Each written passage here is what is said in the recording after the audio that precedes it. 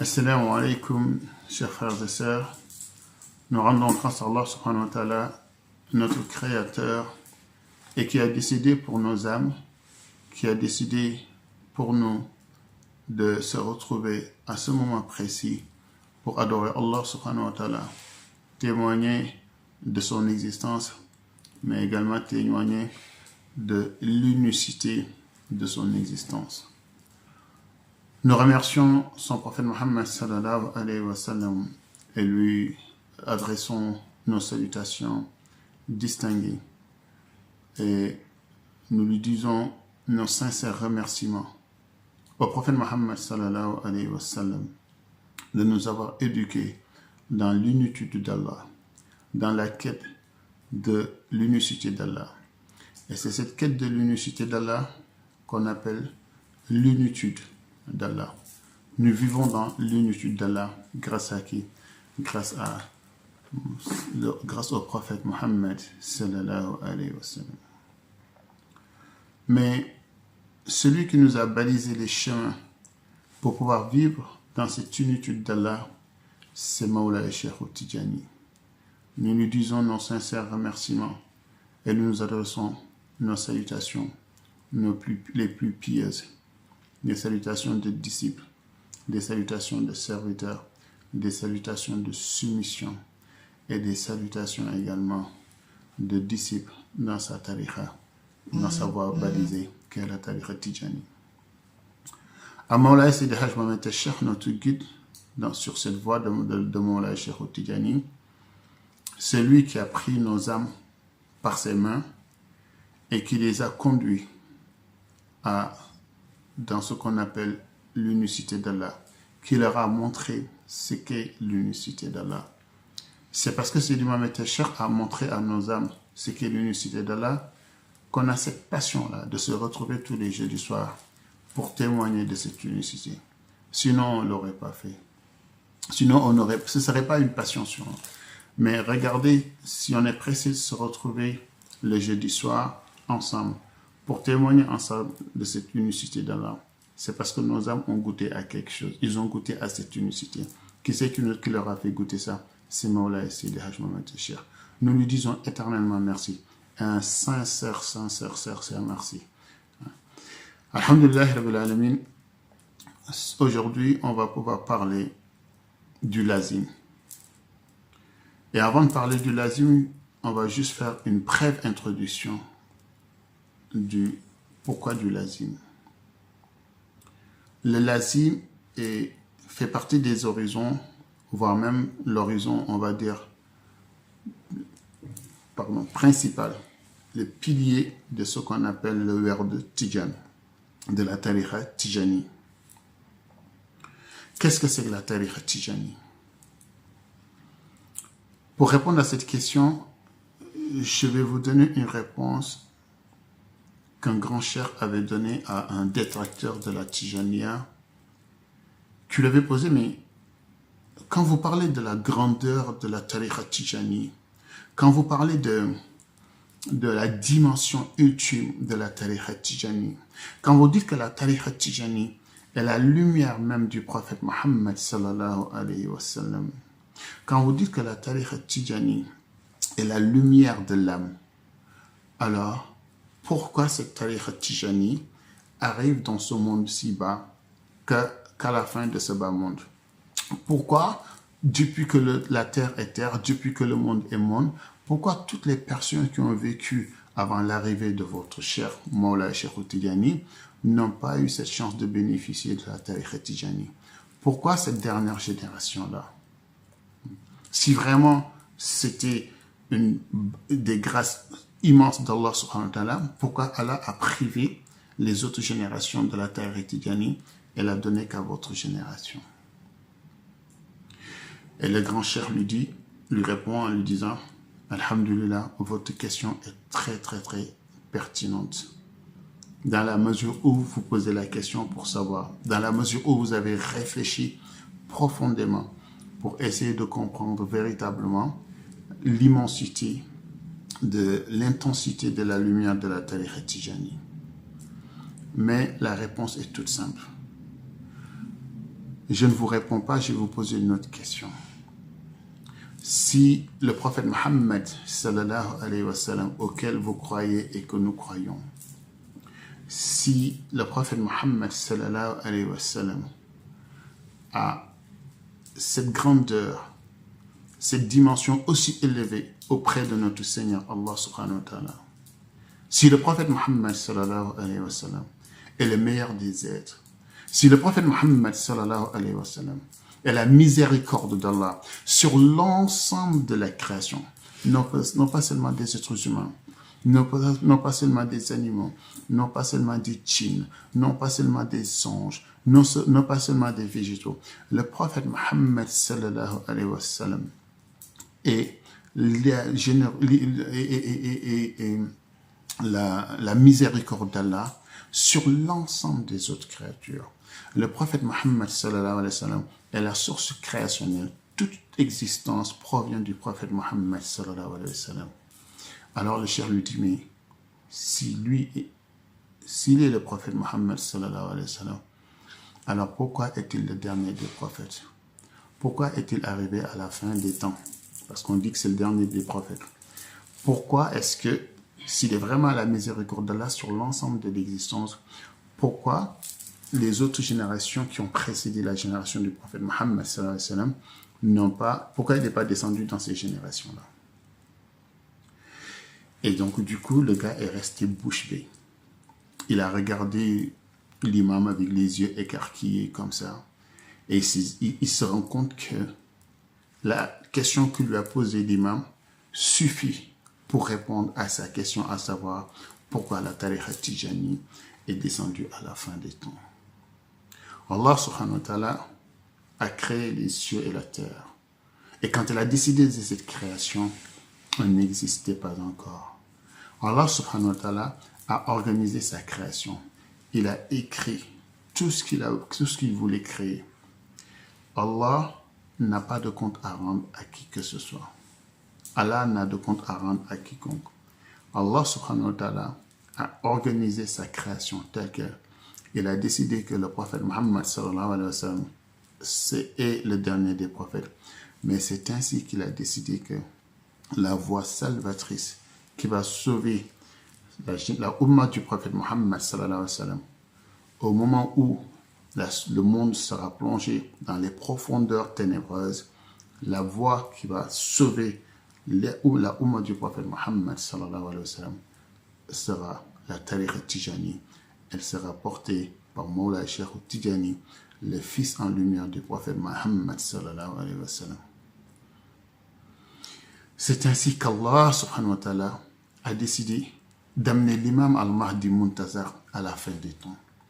Et donc, quand tu poses la question à savoir pourquoi la tariqa Tijani, si ses grâces sont aussi immenses, pourquoi elle arrive à la fin des temps, on doit également se poser la question à savoir, l'imam al-Mahdi Muntazar, s'il est aussi puissant, pourquoi arrive-t-il à la fin des temps? Mais on doit également se poser la question à savoir, pourquoi Dajjal, le lieutenant d'Iblis, s'il est aussi puissant, pourquoi arrive-t-il à la fin des temps? Ça suffit comme réponse pour comprendre, accepter que la tariqa Tijani est un héritage du prophète Mohammed sallallahu alayhi wa sallam et le grand secret qu'il avait gardé pour sa Ummah à la fin des temps, pour faire face à la débauche dans laquelle est plongé le monde d'aujourd'hui. Et alhamdulillah rabbil alamin, quand Mawlana Cheikh Tijani nous a amené la tariqa Tijani, on lui a posé la question, mais d'où vient cette tariqa Tijani? Il a dit que c'est le prophète Mohammed sallallahu alayhi wa sallam qui lui est apparu comme ça, en veille, en plein jour, tel que je vous parle. Il voyait le prophète Mohammed sallallahu alayhi wa sallam tel que vous me voyez. Le prophète lui a donné en premier le lazim à faire le matin et le soir. C'est pour ça qu'on dit que le lazim est le pilier fondamental de la tariqa Tijani. Mais Mawlana Cheikh Tijani, le prophète vous est apparu, il vous a donné la tariqa Tijani. Vous allez le faire. Vous allez le donner à vos disciples, ils le feront. Mais qu'est-ce qu'ils auront de plus que ce qu'ils ne le feront pas? Mawlana Cheikh Tijani répond que le prophète Mohammed sallallahu alayhi wa sallam nous a donné la tariqa Tijani, mais avec des garanties. C'est-à-dire que le prophète Mohammed sallallahu alayhi wa sallam a concocté de nombres usités de istighfar, un nombre usité de salatul fatih et de la formule la ilaha illallah. Et que ce nombre usité, si tu le fais comme il se doit, le prophète te garantit quoi? Il te garantit le paradis. Avant même d'aller au paradis, il te garantit que tu ne connaîtras pas l'agonie de la mort. Il te garantit que la tombe qui est creusée pour t'enterrer est une porte d'accès pour toi au paradis. La terre ne peut pas engloutir un Tijani. La terre ne peut pas engloutir un disciple Tijani. Pourquoi? Parce que le disciple Tijani, vous le voyez en tant qu'être humain, mais si on lui accepte son werd, ce disciple Tijani devient un être de lumière. Mais quelle lumière? La lumière du prophète Mohammed sallallahu alayhi wa sallam. Et n'oubliez pas que Sayyid Mohamed Tachar nous a appris que la terre a été étalée par Allah subhanahu wa ta'ala en utilisant la salatul fatiha. Allahumma salli ala Sayyidina Muhammadin latifil fatihi lima uhliha nouril haqqa qadrihi wa miqdaril azim. Donc cette terre qui a été étalée avec la lumière du prophète Mohammed sallallahu alayhi wa sallam ne peut pas engloutir, ne pourra jamais engloutir la lumière du prophète Mohammed sallallahu alayhi wa sallam. Un talibé cher, un disciple tidjan ne sera jamais englouti par la terre. La tombe qu'on creusera, c'est une porte d'accès pour toi à Barzakhoul Maktoum. Barzakhoul Maktoum est composé de 8 stations. Les disciples tidjan sont quand on les enterre, ils vont revivre, ils vont se réveiller en corps et en âme avec leur esprit à Barzakhoul Maktoum. Et ils vivront selon leur degré de wilaya dans les 8 stations de Barzakhoul Maktoum. On reviendra sur ces 8 stations de Barzakhoul Maktoum. Le prophète Mohammed sallallahu alayhi wa sallam nous dit que les disciples tidjan n'aura pas à répondre aux questions de Munkir et de Nakir. Le prophète Mohammed sallallahu alayhi wa sallam, quand il a donné le verre de Tidjan à Mawla Cheikh Tidjani, lui a garanti que celui qui le fait comme il se doit et qui respecte ses horizons comme il se doit, ira non seulement au paradis, il amènera ses enfants au paradis, il amènera ses parents au paradis, il amènera même ses beaux-parents au paradis. Alors, quel est ce dhikr garanti par le prophète Mohammed sallallahu alayhi wa sallam? Quel est ce werd de Tidjan qui va vous donner toutes ces faveurs-là? Et j'en ai cité que 1/1000 des faveurs, des récompenses qui vous attendent, qui attendent les disciples Tidjan. Et donc, la première des oraisons, c'est le lazim, qui est le pilier fondamental du werd Tidjan. Le lazim, c'est quoi? C'est astaghfirullah 100 fois. On commence par la formule d'ouverture. La formule d'ouverture, c'est la sourate Al-Fatiha qu'il faut réciter. Une fois qu'on a fini de réciter la sourate Fatiha, on récite 100 fois la formule astaghfirullah, astaghfirullah, astaghfirullah. Ensuite, on récite la salatu ala nabi appelée salatul Fatiha, la meilleure des prières sur le prophète Mohammed sallallahu alayhi wa sallam. La salatul Fatiha, il faut la réciter 100 fois. Une fois qu'on a fini de réciter la salatul Fatiha, il faut réciter la formule la ilaha illallah 100 fois. On va terminer avec la formule, avec le verset du Coran, Subhana rabbika rabbil izzati ma yasifun, wa salamun ala al-mursalin, walhamdulillahi rabbil alamin. Voilà le lazim tel qu'il a été présenté par le prophète Mohammed sallallahu alayhi wa sallam, au fondateur de la Tijani, Mawla Cheikh Tidjani. Et le prophète lui a dit de faire le lazim le matin et le soir. Quels sont les horaires de pratique du lazim? Il faut savoir que le lazim, il faut le faire. L'horaire préférentiel du lazim du matin, c'est avant la prière de Fajr. C'est l'horaire préférentiel du lazim du matin, avant la prière de Fajr. Si tu n'as pas pu le faire avant la prière de Fajr, tu as jusqu'à 13h de l'après-midi pour faire ton lazim. Si au-delà de 13 heures de l'après-midi, tu n'as pas fait ton lazim, tu peux toujours le faire et il faut toujours le faire. Mais sache que la garantie du prophète Mohammed sallallahu alayhi wa sallam ne prend pas en compte le lazim qui est fait après 13 heures. Donc si tu fais ton lazim du matin après 13 heures, c'est à Mawla Cheikh Tidjani de voir s'il accepte, s'il agrée ou pas ton lazim. Et donc, le lazim se fait en horaire préféré. Le lazim du matin, l'horaire préféré du lazim du matin, c'est avant Fajr. Et Mawla Cheikh Tidjani a dit, ne donnez pas mon word aux personnes qui ne savent pas ou qui ne peuvent pas se lever avant Fajr. Un disciple de Mawla Cheikh Tidjani, il se lève avant Fajr. Ceci est donc le lazim du matin. Il nous reste maintenant le lazim du soir. Le lazim du soir, ou de l'après-midi si vous voulez, commence après la prière de Asr. Et le lazim du soir, l'horaire préférentiel du lazim du soir, va de la prière de Asr à la prière de Maghrib. C'est ça l'horaire préférentiel du lazim du soir. Si, pour des raisons X ou Y, vous ne réussissez pas à le faire pendant cette période-là, pendant ce moment-là, parce que vous êtes au travail, parce que vous êtes dans les transports, parce que Mawla Cheikh Tidjani vous donne la possibilité de faire votre lazim jusqu'à minuit. Ouais. Donc vous avez jusqu'à minuit pour faire le lazim du soir. Si vous n'arrivez pas à le faire jusqu'à minuit pour quelque raison que ce soit, vous devez le faire après minuit dans ce cas-là, mais on parlera cette fois-ci de rattrapage. Pareil, il sort du cadre garanti par le prophète Mohammed sallallahu alayhi wa sallam, et que c'est l'azim du soir qui est fait après minuit. Mawla Cheikh Tidjani seul décidera s'il agrée ce lazim ou pas, s'il l'accepte, s'il le valide ou pas. Astaghfirullah, je ne vais pas perdre du temps à vous donner les références d'Astaghfirullah dans le Coran. La ilaha illallah, je ne vais pas perdre du temps à vous donner ces références dans le Coran et dans la Sunna. La salatu ala nabi, la prière, la salatu fatiha, la prière sur le prophète Mohammed sallallahu alayhi wa sallam, non plus, je ne vais pas perdre du temps à vous donner ces références dans le Coran et la Sunna. Tout le monde le sait, même les bébés qui viennent de naître savent que ces trois formules sont bien référencées dans le Coran et dans la Sunna du prophète Mohammed sallallahu alayhi wa sallam. Et donc, celui qui fait ça le matin et le soir est en parfaite cohésion avec le Coran et la Sunna du prophète Mohammed sallallahu alayhi wa sallam.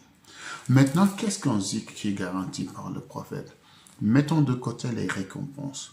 Venons-en à la dimension mystique de la garantie prophétique, de la garantie du prophète Mohammed sallallahu alayhi wa sallam.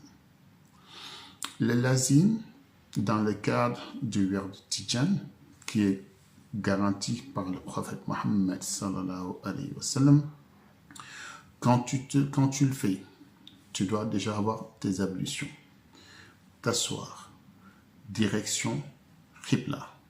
Ça, c'est le meilleur contexte pour faire le lazim. Si maintenant tu te trouves dans des situations difficiles où effectivement tu ne peux pas t'asseoir, on te permet effectivement de faire ton lazim en marchant. C'est quelque chose de possible. Si vraiment tu n'arrives pas à te poser quelque part, tu as la possibilité de faire ton lazim en marchant. Si tu dois aller quelque part d'urgence après la prière de Asr, ou que tu dois aller quelque part d'urgence, tu as des choses à faire et tu sais que d'ici le Maghrib, tu n'auras pas le temps de faire ton lazim, tu peux en allant à cet endroit-là faire ton lazim, soit en conduisant, soit en marchant, soit en étant dans les transports. Mais l'idéal, c'est de faire ton lazim assis, direction Qibla. Okay? Et quand tu fais ton lazim, Mawla Sidi Haj Mohamed Cheikh, l'argument du ciel. Je l'appelle l'argument du ciel parce que depuis que Mawla Sidi Haj Mohamed Cheikh a commencé à révéler les secrets du ciel, les gens ont commencé à se connecter au ciel. L'argument du ciel, Mawla Sidi Haj Mohamed Cheikh nous apprend que quand tu fais ton lazim et que tu fais la formule d'ouverture en récitant la sourate al-Fatiha et que tu commences l'istighfar, astaghfirullah, astaghfirullah, astaghfirullah. Mawla Sidi Haj Mohamed Cheikh nous dit que chaque astaghfirullah que tu prononces, il y a un ange qui vient du ciel avec un verre de lumière et qui t'arrose avec ce verre de lumière. Une seule goutte de ce verre de lumière va directement se nicher dans ton âme. Et cette seule goutte de ce verre de lumière qui se niche dans ton âme suffit pour effacer l'ensemble de tes péchés commis et à commettre, l'ensemble de tes péchés commis et à venir. Une seule goutte de ce. Et imaginez-vous quand vous faites le lazim, dans la garantie qui est offerte par le prophète Mohammed sallallahu alayhi wa sallam, les anges se bousculent. Chaque fois que tu dis astaghfirullah, il y a un ange qui vient te verser un verre de lumière. Quand tu auras fini de faire tes 100 astaghfirullah, il y aura 100 verres de lumière qui arroseront ton âme. Et donc, quand tu sors de l'azim, une fois que tu as fini tes 100 astaghfirullah, tu es propre, blanc comme neige. Tu enchaînes avec la salatu ala nabi appelée salatul fatiha. Moulay Sidi Haj Mohamed Tachir nous dit, quand tu fais la salatul fatiha, à chaque récitation de la salatul fatiha, il y a 1000 anges qui se mettent autour de toi et qui récitent avec toi la salatul fatiha.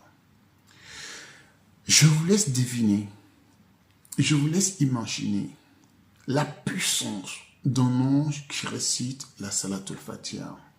Je ne parle pas de la puissance de la salatul fatiha en tant que salatu ala nabi.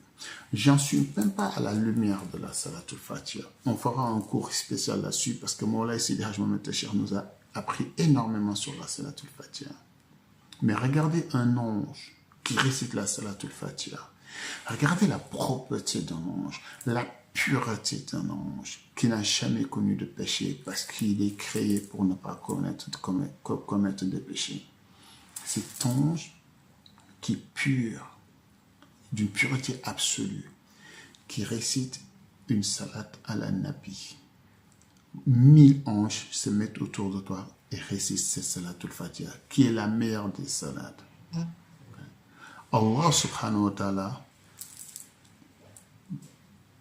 va prendre l'ensemble de ces 1000 salatul fatiha récités par ces 1000 anges et arrose ton âme avec. À chaque récitation de salatul fatiha, tu as 1000 anges qui récitent. Chaque ange récite une salatul fatiha. Chaque récitation salatul fatiha que tu fais, il y a 1000 salatul fatiha pour toi qui sont restés par les anges. Quand tu auras fini tes 100 salatul fatiha, tu auras la récompense de 100 000 salatul fatiha récités avec la pureté des anges, en plus de tes 100 salatul fatiha. Et donc, tu as une connexion directe avec le monde intermédiaire du prophète Mohammed sallallahu alayhi wa sallam.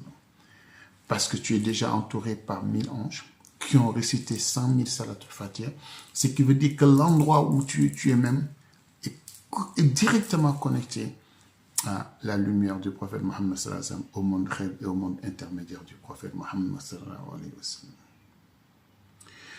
Quand tu récites la formule La ilaha illallah, comme pour les salatul fatiha, il y a 1000 anges auprès d'Allah subhanahu wa ta'ala,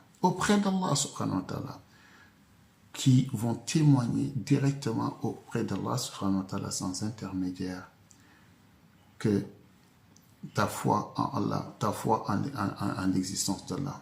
Ils témoignent de ta foi en l'existence d'Allah.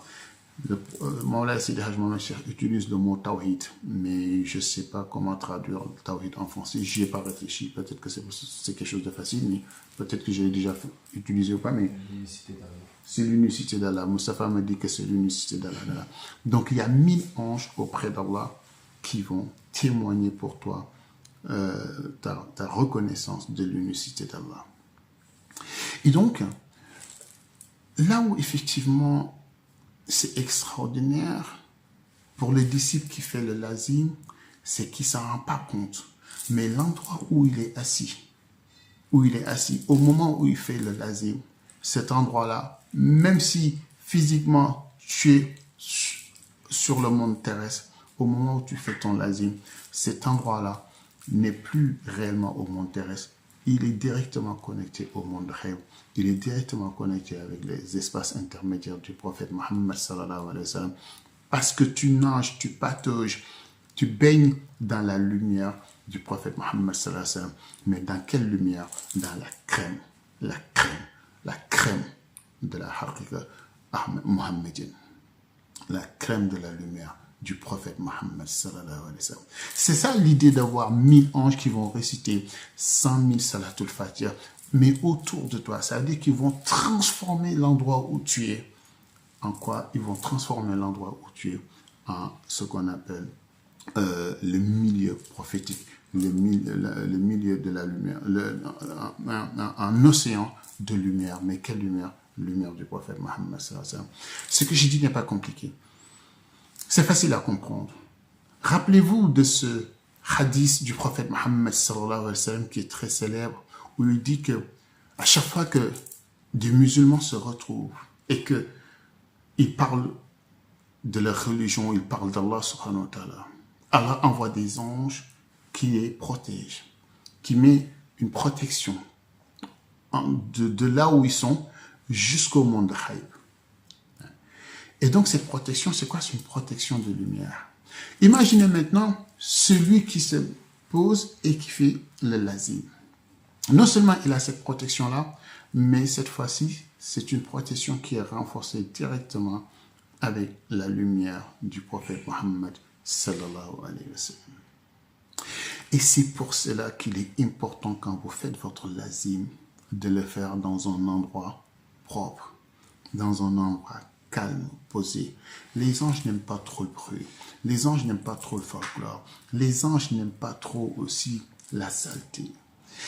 Si seulement vous voyez les vers de lumière quand vous récitez l'istighfar, que les anges nous versent, nous arrosent avec. Si seulement vous voyez ces vers de lumière, la couleur de ces vers, la magnificence, la beauté de ces vers, vous oublierez même la lumière que contient ces vers.